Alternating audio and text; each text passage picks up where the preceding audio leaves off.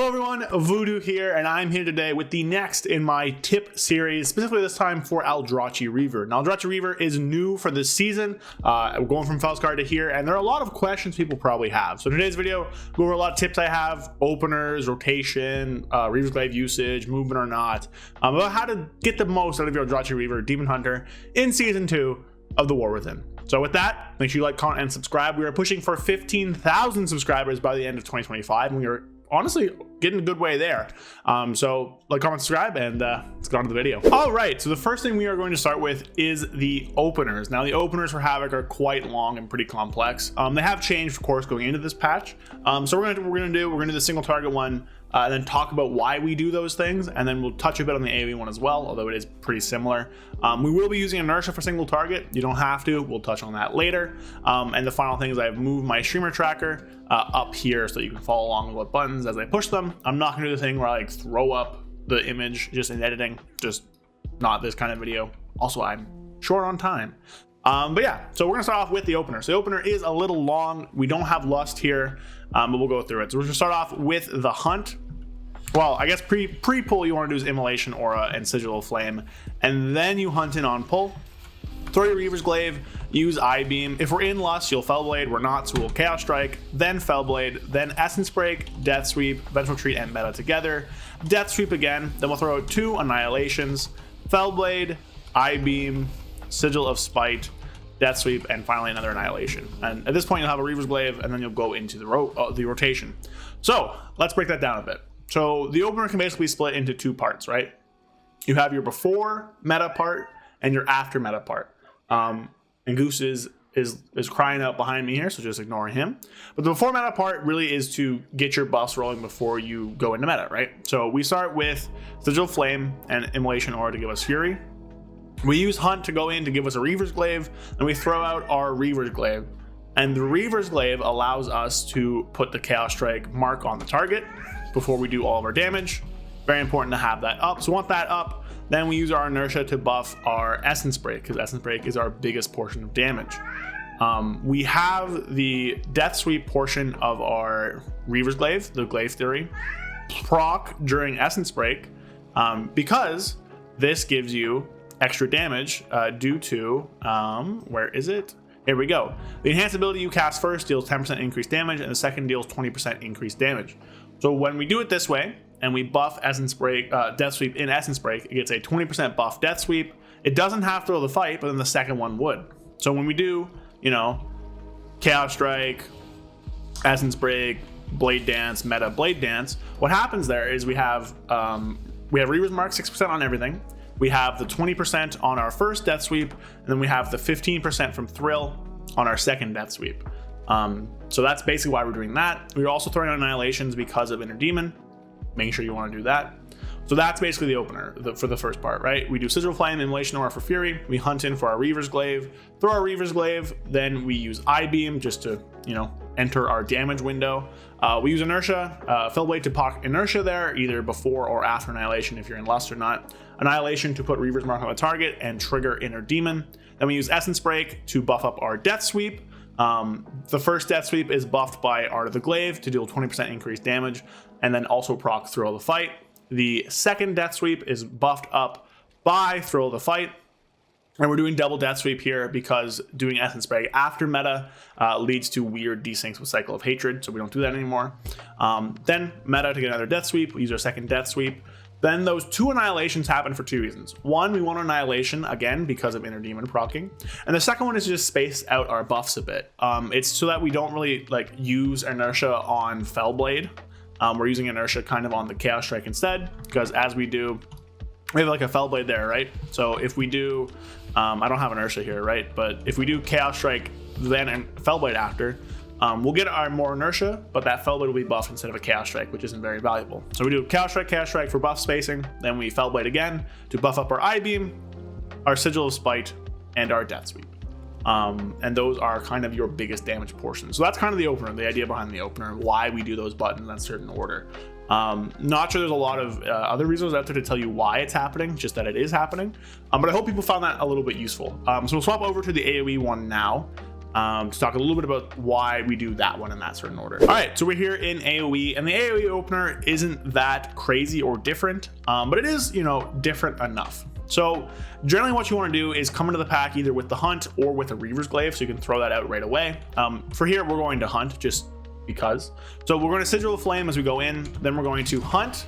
We're going to throw our Glaive immediately, use Chaos Strike, followed by Blade Dance, then use both of our Immolation Auras, followed by an I-Beam, followed by some Annihilations, Death Sweep, Meta, Death Sweep, Annihilation, I-Beam, and then Sigil of Spite. And that's kind of the AOE opener. Not very complex because we're playing this build. I'll touch on the builds in a second about why we're playing no mover and stuff, but it's not too complex.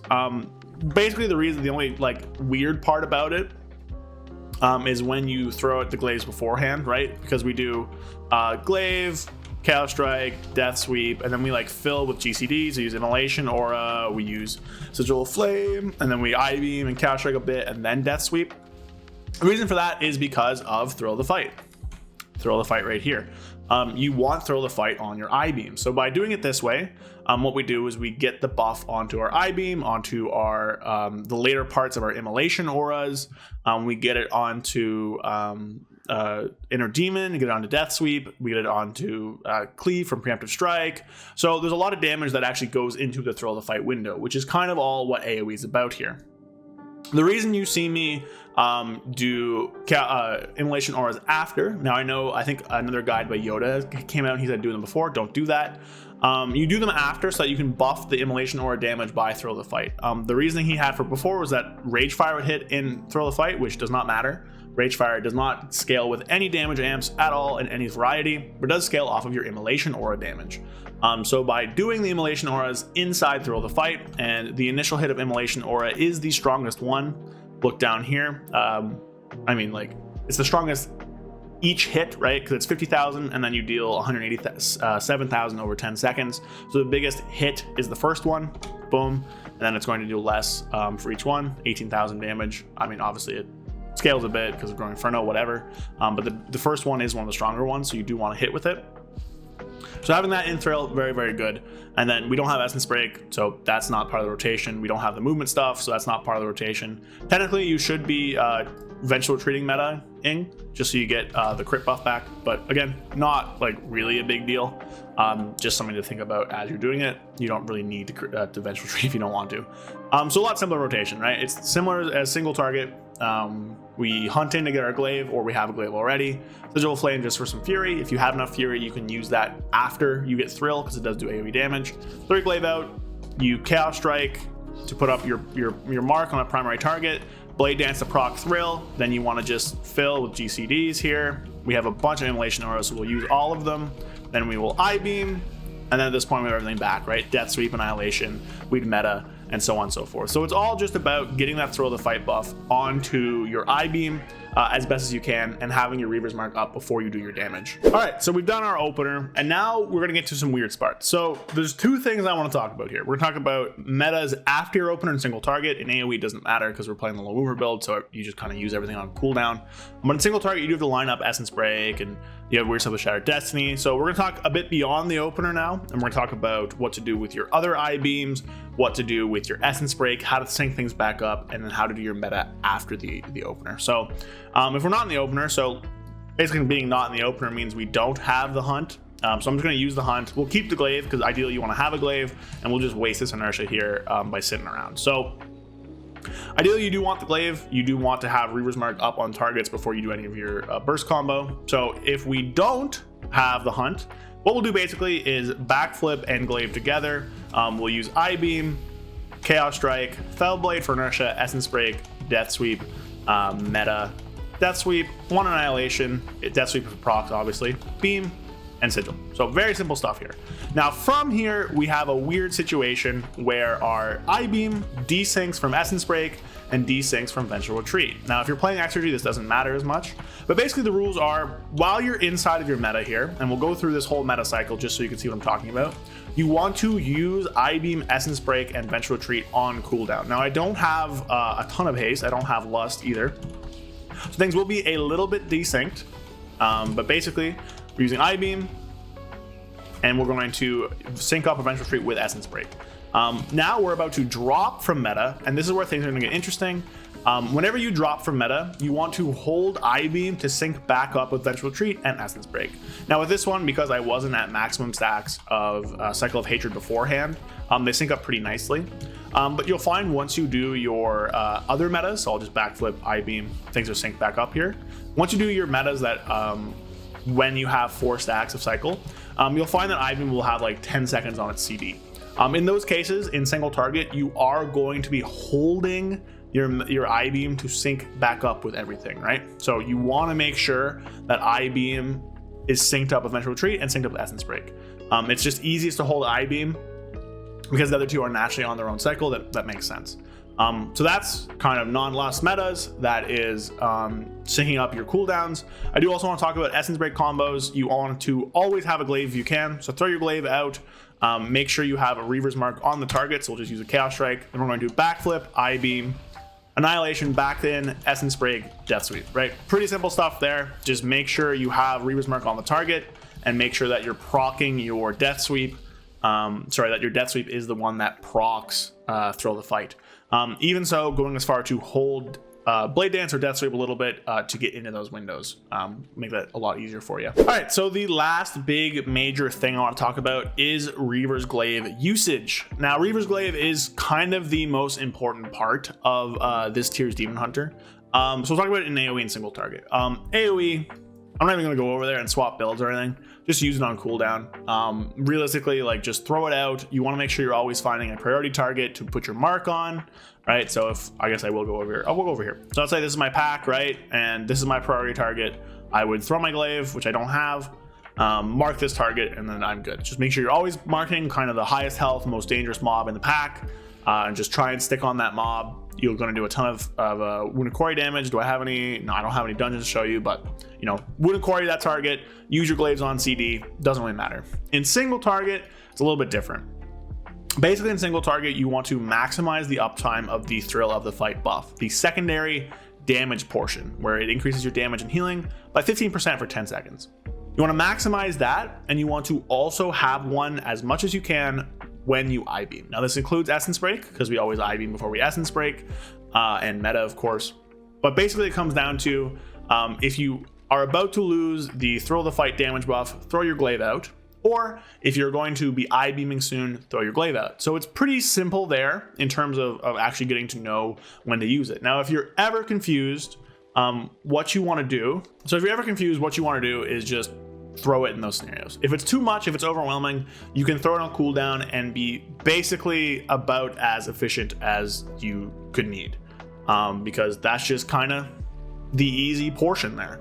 Now, if you do want to get the most out of it, you want to keep that Thrill of the Fight uptime, or you want to make sure you have it on your beam windows. But if you're ever confused, you can just throw it on cooldown. So let's say I'm going to a beam window here, right?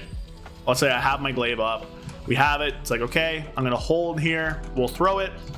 We'll hold. Let's say, okay, I-Beam isn't back yet, so we'll just do a few Chaos Strikes. It's like, okay, I-Beam's back now. Backflip, I-Beam. Bellblade in. Essence Break. Death Sweep, Annihilation, right? So notice now, obviously I had things off CD. We'll do it here so I can show you better. But I kind of held stuff. So here, Thrill's about to drop, so we'll just throw a Glaive out. By the time this procs again, we'll get it back, boom, just like that. And you'll notice that as I do this, I'm going to be holding my Blade Dance as it comes up for I-Beam. So here, again, Thrill's dropping, we'll just throw it out. We should get enough souls to come back up. And we have our Thrill buff up as I-Beam is coming off cooldown, so we're just going to rip it and just use it here. Now, again, things are syncing weird because I didn't do my actual proper opener. But there you go. I have my buff up. I have a Glaive. I don't have an I-Beam because, again, I'm not doing a proper opener. But theoretically, if I have an I-Beam, I would throw this out. I would just Chaos Strike till I-Beam's about off. Let's say, okay, I-Beam's off now. I'd backflip, I-Beam, Fell Rush in, Essence Break, Death Sweep, right? Does that make sense? I hope that makes sense to you guys. Basically, keep up Thrill the Fight like this, or have it so that you're always buffing I-Beam in single target. AOE, same thing. Try and buff your I-Beams, but in AOE, it's more so just throw it on cooldown. You get so many of them, it doesn't really matter, and you'll just do a lot of damage that way. So there you go. That's Reaver's Glaive usage. Hope that helps. If you have any questions, obviously ask me. All right, last thing I want to talk about is talent stuff, specifically movement. Now, there's a lot of options right now, even in single target, between Exergy, Inertia, and Low Mover. Low Mover less so in Raid, but especially in AoE. So when you think about what's the best for you, I do want to say that Inertia is going to be the best in Raid. It's like 1 to 2% ahead. But if you've looked at the WoW Head Guide recently, Shad has recommended Exergy. And the reason for that is that it's very close together. I haven't tried it myself yet.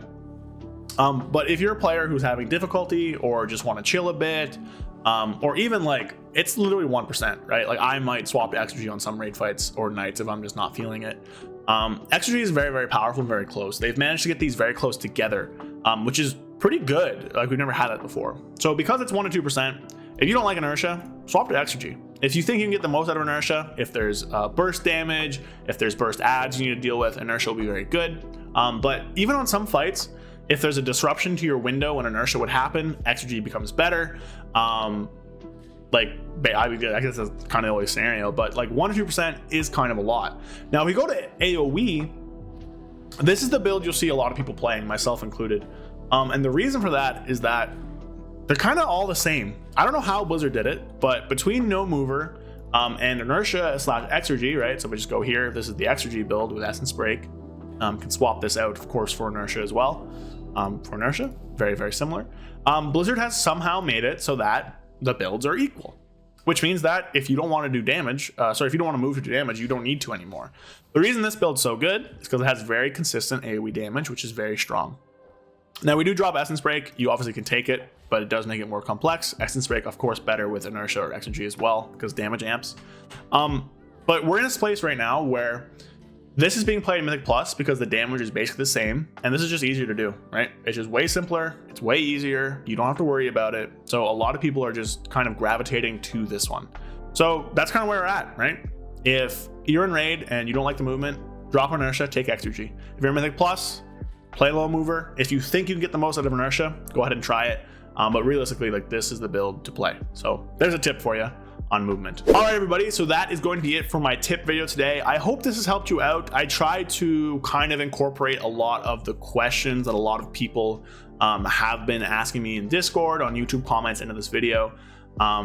You know, it's mostly just like rotational stuff, Essence Break combos, secondary meta, Reaver's Glaive. You know, realistically, Havoc is a pretty use on cooldown spec, but there are some intricacies there in order to like what you need to do in this scenario or in this scenario. So I hope I've helped out. If I have, make sure you like, comment, subscribe. If there's other questions you want to see me cover in the future, let me know. Goal, I think, is to try and drop a Felskard guide for Friday for any Felskard enjoyers, and I hope you guys enjoyed. So hope you guys appreciate it. Hope you guys helped, and I'll see you guys next week. Cheers. A big thank you to all of my channel members. Thank you to Rukaza, Alexander Trufonovich, Fear Redefined, Loose Change, Zuligan, Gabrielle Correa, Magic Man 133, and Felfadarin Dark Terror. Thank you so much to everybody here. If you guys want to help support me and just help grow the channel, consider joining the channel number down below. You get your name right at the end of every video. If you otherwise, you can watch me on Twitch as well. You can sub there. And just thank you everybody watching my video. Thank you to my channel members for supporting me and helping me do this. And I hope you guys enjoyed. Peace.